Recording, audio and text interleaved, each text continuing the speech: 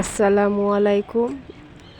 আপনারা সবাই কেমন আছেন? আশা করছি ভালো আছেন। আপনাদের মাঝে কয়েকটি টিপস নিয়ে হাজির হলাম। আপনারা দেখতে থাকুন এবং সাথে থাকুন।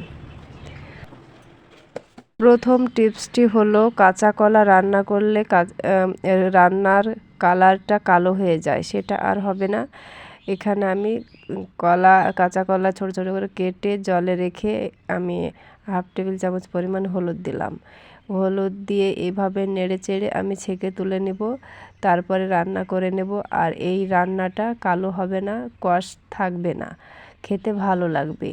আপনারাও ট্রাই করে দেখবেন। এইভাবে রান্না করলে খুবই ভালো লাগে খেতে, আর তেলের পরিমাণও কম লাগে। আমার টিপসটি কেমন লাগলো কমেন্টের সাহায্যে জানাবেন। তারপরে টিপসটে চলে যাচ্ছি। আর এই যে তারপরের টিপসটি হলো আমি করলা ভাজা করব, তিতা হবে না। আর সেই জন্য আমি করলাটা ছোট ছোট করে কেটে নিয়েছি। এবার আমি এতে হাফ টেবিল চামচ পরিমাণ মতো আমি এতে লবণ দিব। লবণ দিয়ে নেড়ে চেড়ে আমি 15 মিনিট রেখে দেব। 15 মিনিট পর রেখে দেওয়ার পর যে করলা থেকে যে জলটা বেরিয়ে পড়বে সেই জলটা ফেলে দিতে হবে। সেই জলটা থেকে আমি করলাটা ছেঁকে রান্না করে নেব, তাহলে করলাটা তিতো হবে না। আর এই যে আপনাদেরকে আমি দেখাচ্ছি, এবার আমি 15 মিনিট রেখে দিচ্ছি। 15 মিনিট পর আমি যে জলটা বেরিয়ে পড়বে সেটার অপেক্ষায় থাকব। কিন্তু 15 মিনিট পর আমি আসিনি, আমি 5 মিনিট পর আমি আপনাকে দেখাচ্ছি।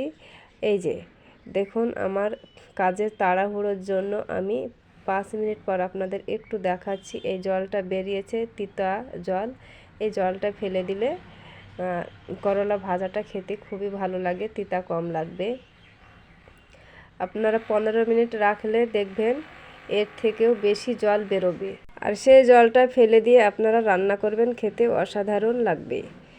আর এই যে তারপরে চলে আসলাম আমি কিভাবে খোসা ছাড়িয়ে নিই সেটা আপনাদের একটু শেয়ার করছি। আর এই যে ডিমটা সিদ্ধ করে নেওয়ার পর জলটা আমি ঠান্ডা করে নিয়েছি। আর এই যে আমি হালকা ডিমটা ফাটিয়ে নিলাম। ডিমটা হালকা করে ফাটিয়ে নেওয়ার ফলে ডিমটা তাড়াতাড়ি খোসা ছাড়িয়ে নেওয়া হবে না।